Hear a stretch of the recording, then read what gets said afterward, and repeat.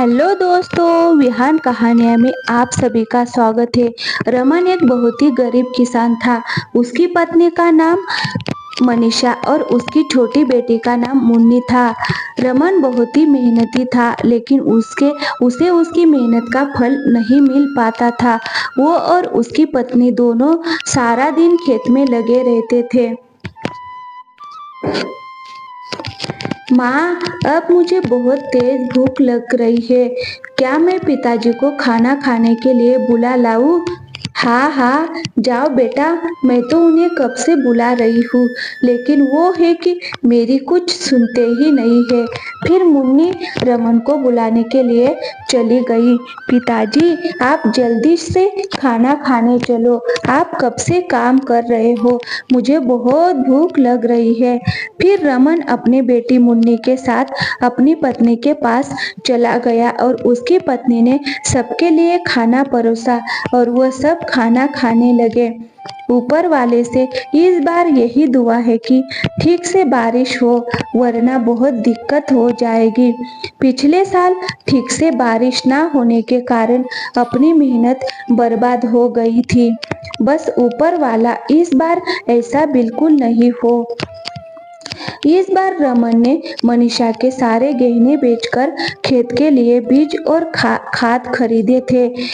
रमन बहुत ही मेहनत से अपने खेत में अपने बीज बो रहा था। उसे उम्मीद थी कि इस बार उसकी फसल बहुत अच्छी होगी। कुछ महीने बाद उसके खेत में फसल उग जाती है, लेकिन पकने से पहले ही बारिश ना होने की वजह से उसकी फसल सूख जाती है। ये देखकर रमन बहुत ही दुखी होता है और अपने घर चला जाता है।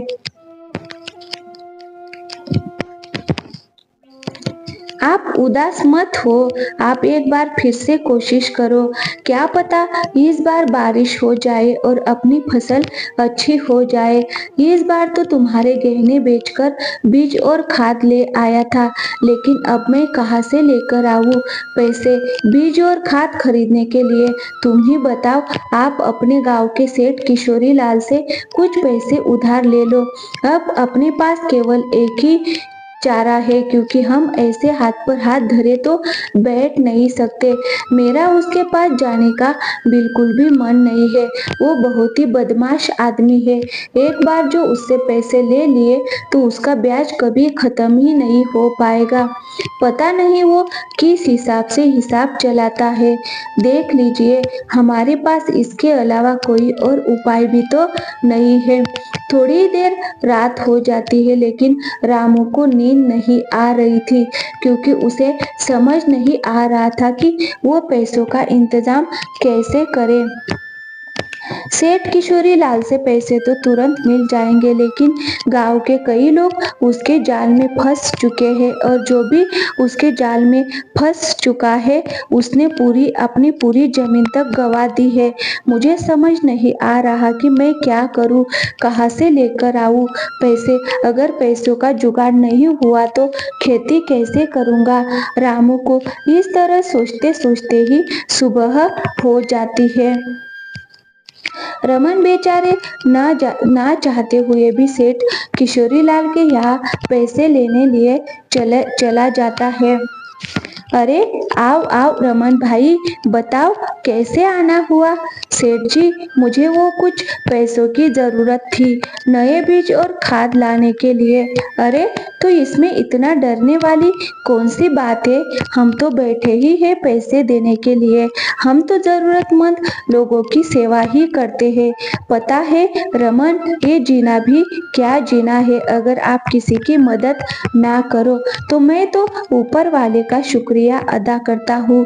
मुझ जैसे इंसान को ऊपर वाले ने तुम लोगों की सेवा करने के लिए चुना है। रमन को किशोरी लाल की बातें सुनकर बहुत ही गुस्सा आ रहा था, लेकिन वो इस समय चुपचाप खड़ा होकर उसकी बातें सुन रहा था, क्योंकि उसे पता था कि वो उसकी मदद वही कर सकता है। अरे रमन, क्या सोच रहे हो? बताओ तुम्हें कितने पैसे चाहिए, मैं तुम्हें अभी देता हूँ। मालिक, अब भी मुझे 10,000 की जरूरत है। अरे तुम 10,000 लो या 20,000 लो, 1 लाख लो, लेकिन तुम्हें पता है ना, ब्याज तो पूरे 30 से कम नहीं लगेगा। रामू मजबूर था, इसीलिए उसने सेठ से पैसे ले लिए और वहां से चला गया। ये चालाक आदमी 25 पर ब्याज ले रहा है और ऊपर से बोल रहा है कि समाज सेवा कर रहा हूँ, लेकिन दुख तो इसी बात का है कि ऊपर वाला भी ऐसे लोगों की ही मदद करते हैं। हम जैसे लोग तो इधर उधर धक्के ही खाते हैं। फिर रमन बीज और खाद लेकर अपने घर चला आता है और अगले दिन सुबह होने पर रामू अपने खेत में बीज बो देता है और थोड़ी बारिश भी हो जाती है, जिससे रामू की फसल बहुत अच्छी तैयार हो जाती है। देख रही हो मनीषा, इस बार अपने खेत में कितनी अच्छी फसल हुई है और इतनी अच्छी फसल होना ही एक किसान की जीत होती है और ये सब कुछ तुम्हारी वजह से ही हो पाया है। अगर तुम मुझे हौसला नहीं देती तो आज अपने खेत में इतनी अच्छी फसल नहीं हो पाती। और तुमने भी अपने खेत में बहुत मेहनत की है। अब अपनी जल्दी ही अच्छे दिन आने वाले हैं। 6 दिन जी, ये तो बस ऊपर वाले के ही कृपा है। इस बार अपनी फसल बहुत अच्छी हुई है। अब आप जल्दी से सेठ किशोरी लाल का कर्जा भी चुका देना। ये सब बातें करके दोनों अपने घर चले जाते हैं। फिर उसी दिन रात को बारिश शुरू हो जाती है। पूरी रात बहुत तेज बारिश होती है। सुबह होने पर भी बारिश रुकने का नाम नहीं ले रही थी। मनीषा, न जाने बारिश कब रुकेगी।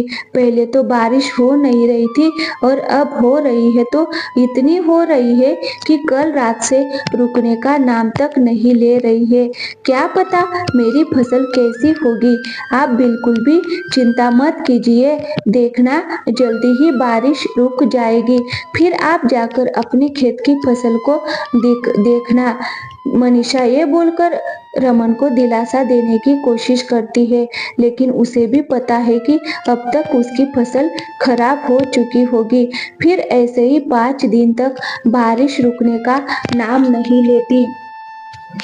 5 दिन जब बारिश रुकती है तो रमन सुबह जल्दी ही अपने खेतों की ओर अपनी फसल को देखने के लिए निकल जाता है।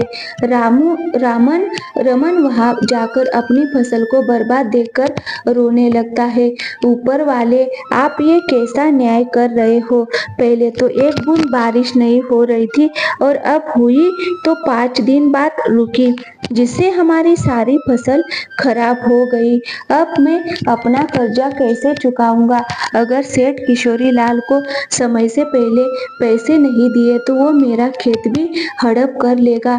रामू वहां से रोता हुआ अपने घर आ रहा था कि तभी रास्ते में उसका एक्सीडेंट हो जाता है। उस गांव के उसे अस्पताल में ले जाया जाता है। सुनिए जी, आप बिल्कुल भी चिंता मत कीजिए, मैं हूं ना, मैं सब संभाल लूंगी। आप सिर्फ अपना ख्याल रखिए। आपका साथ होना भी मेरे लिए बहुत ही जरूरी है। आप बस मेरा साथ मत छोड़ना। मनीषा सेठ किशोरी लाल के यहाँ जाकर उससे पैसों की भीख मांगती है। मनीषा, ये तो मैं भी जानता हूँ कि बारिश अपने हाथ की चीज नहीं है जिससे हम रोक सके, और इस बारिश से अपने पूरे गांव की फसल खराब हो चुकी है, लेकिन मैंने तो तुम्हें ब्याज पर पैसे दिए थे और उधारी तो ब्याज खाने के लिए ही दी जाती है ना। सेठ जी, मैं आपके पैसे चुका दूंगी, लेकिन अब भी आप ही हो जो मेरी मदद कर सकते हो। आपके मेरी कोई मदद नहीं कर सकता। मैं तुम्हें पैसे तो उधार नहीं दे सकता, लेकिन मेरे पास कुछ आलू पड़े हैं, तुम उन्हें बाजार में बेच आओ। अगर तुमने उनको अच्छे दामों में बेच दिया तो मैं तुम्हें उस कीमत का कुछ हिस्सा दे दूंगा। मनीषा के पास और कोई उपाय नहीं था, इसीलिए वो इस बात के लिए मान जाती है। तो सेठ अपने आदमी के साथ आलू की बोरियां मनीषा के यहाँ भेज देता है। लेकिन मनीषा जैसे ही आलू को देखती है तो वो हैरान हो जाती है। ये सारे आलू तो सड़े हुए हैं, ये आलू कौन बाजार में खरीदेगा? अरे मनीषा, तुम्हारी समझ में इतना भी नहीं आया कि जब बारिश आने से हमारी फसल बर्बाद हुई है तो सेठ किशोरी लाल की फसल कैसे बच सकती है? सेठ बहुत चालू आदमी है, उसके सारे आलू खराब हो चुके थे, इसीलिए उसने ये सारे आलू तुम्हें दे दिए ताकि वह तुम हमारे ऊपर और कर्जा चढ़ा सके। मनीषा और रमन ये सब बातें कर ही रहे थे कि तभी वहां मुन्नी आ जाती है और इतने सारे आलू को देखकर कहती है, माँ आप घर में इतने सारे आलू क्यों लेकर आए हो? क्या इतने सारे आलू से आलू के पराठे बनाने हैं क्या मुन्नी? मुन्नी की ये बातें सुनकर मनीषा बहुत खुश हो जाती है। वाह मुन्नी, तुमने तो मेरी मुसीबत का हाल मुझे दे दिया। इन आलू को बाजार में ऐसे नहीं बेच सकती, लेकिन अब इनसे अच्छे आलू अलग निकालकर उनसे आलू के पराठे बनाकर बाजार में बेच सकती हूँ। फिर अगले ही दिन मनीषा बाजार में आलू के पराठे बनाकर बेचने लगती है। कुछ ही दिनों में उस गांव में मनीषा के आलू के पराठे बहुत ही मशहूर हो जाते हैं। ये सब देखकर सेठ किशोरी लाल को बहुत ही जलन होती है। अरे इस तरह तो ये मनीषा मेरा सारा कर्जा चुका देगी। मुझे क्या पता था सड़े हुए आलू को इस तरह भी इस्तेमाल कर सकती है, वरना मैं इसे आलू कभी नहीं देता। सेठ किशोरी लाल मनीषा की इतनी बिक्री देखकर परेशान हो रहा था, तो वही मनीषा के मन में भी अब लालच आने लगा था और अब मनीषा सड़े और खराब आलू से भी पराठे बनाकर बेचने लगी थी। मनीषा, ये क्या कर रही हो तुम? ये आलू तो पूरी तरह से सड़ चुके हैं। अगर तुम इनसे आलू के पराठे बनाओगी तो सबको पता चल जाएगा और हमारे गांव में बहुत बेइज्जती होगी। इस समय मुझे अपने परिवार के आगे कुछ भी नजर नहीं आ रहा है। अगर हमें सेठ किशोरी लाल के कर्ज से बचना है तो हमें ये करना ही होगा। और मैंने इसे मसाले ज्यादा डाले हैं, किसी को पता भी नहीं चलेगा। लोगों को सिर्फ ऐसे ही कुछ दिन बीत जाते हैं और मीना सेठ किशोरी लाल का सारा कर्जा चुका देती है। अभी तुम्हें मुझे और पैसे देने होंगे। किस बात के सेठ जी? मैंने तो आपका सारा कर्जा चुका दिया, तो मुझे आपको किस बात के पैसे देने होंगे? और अब तो मैंने अपने खेत में आलू की फसल भी उगाना चालू कर दिया, तो मैं अब अपने खेत के आलू से ही पराठे बनाकर बेचूंगी। अगर तुमने मुझे हर महीने इतने पैसे नहीं दिए तो मैं गांव के सभी लोगों को बता दूंगा कि तुम सड़े हुए आलू से पराठे बनाकर बेचती हो। सेठ जी, अगर आपने ऐसा करने की सोची भी तो याद रखना वो सड़े हुए आलू आपने ही मुझे दिए थे। पूरे गांव को ये बात बता दूंगी मैं। मनीषा की ये बातें सुनकर सेठ किशोरी लाल चुप हो जाता है। ऐसे ही कुछ दिनों में रमन भी बिल्कुल ठीक हो चुका था और उन्होंने अपने खेत में पानी की समस्या से बचने के लिए कुआं भी खुदवा लिया था और अब वह दोनों पति पत्नी अपने खेत में आलू की फसल उगाया करते थे। रमन आलू को बाजार में बेचा करता था और जैसे ही आलू खराब होने लगते तो मनीषा उनसे आलू के पराठे बनाकर बेचा करती थी। कुछ दिनों बाद सेठ किशोरी लाल गांव के कुछ लोगों को बहला फुसलाकर रमन के यहाँ लेकर जाता है। गांव वालों, अब तुम सब इस मनीषा के घर की तलाशी लो और देखो कि सड़े हुए आलू से पराठे बनाकर बेचती है। ये बात सुनकर मनीषा घबरा जाती है। अरे अरे, आप लोग ऐसे कैसे मेरे घर की तलाशी ले सकते हैं? ऐसे कैसे तलाशी ना ले? हम आलू के पराठे बेचकर इतनी तरक्की कर रहे हो, जरा हम भी तो देखें तुम किस तरह से आलू इस्तेमाल कर रही हो। तुमने देखते ही देखते अपने खेत में कुआं खुदवा लिया, अपने बच्चों को शहर पढ़ने के लिए भी भेज दिया और तुमने मेरा सारा कर्जा भी चुका दिया। फिर गांव का एक आदमी मीना के घर की तलाशी लेता है, उसे अच्छे आलू ही मिलते हैं। अरे सेठ जी, आप बेकार में ही गांव की औरतों को परेशान कर रहे हो। मीना मनीषा बेचारी तो कितने ताजा और साफ आलू ही इस्तेमाल कर रही है आलू के पराठे बनाने में। सेठ जी, आप तो फालतू ही बेचारी को बदनाम कर रहे हो। गांव के आदमी को अपना पक्ष लेते देखकर मनीषा कहती है, गांव वालों, आप सबको पता ही है ये सेठ किशोरी लाल कैसा है। ये चाहता था कि मैं इसका कर्जा ना चुका पाऊं और ये मेरी जमीन हड़पना चाहता था, लेकिन मैंने ऐसा नहीं होने दिया। मैंने इसका सारा कर्जा चुका दिया, इसीलिए ये ऐसा कर रहा है।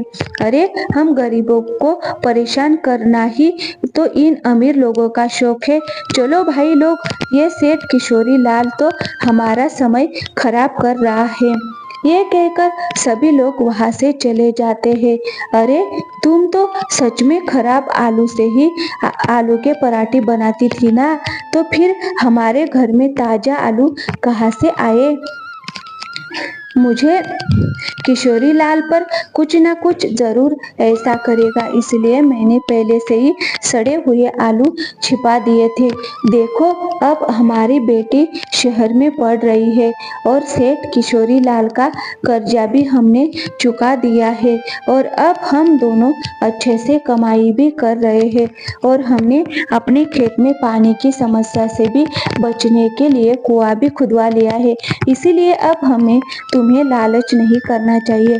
आप बिल्कुल सही कह रहे हो, इसीलिए तो मैंने अपने घर से सारे आलू छिपा दिए थे, वरना पूरे गांव में हमारी बदनामी हो जाती और हमें गांव से निकाला दिया जाता, तो हम फिर से रोड पर आ जाते। मैंने जो भी किया अपने परिवार के लिए किया, अपने हालातों की वजह से किया, लेकिन जब अब हालात सुधर चुके हैं तो अब मुझे भी अपनी गलती को सुधार लेना चाहिए। आज के बाद मैं हमेशा अच्छे आलू का इस्तेमाल करूंगी और खराब आलू का राज हमारे बीच ही रह जाएगा। उस दिन के बाद से ही मीना खराब आलू से पराठा बनाना बंद कर देती है। तो दोस्तों, हमें इस कहानी से ये देखने को मिला है कि ये किसान का जीवन हमेशा मुसीबत से भरा हुआ रहता है और हमें इस कहानी से यही सीख मिलती है कि हमें लालच नहीं करना चाहिए, क्योंकि लालच के चलते हमारे पास जो कुछ भी होता है हम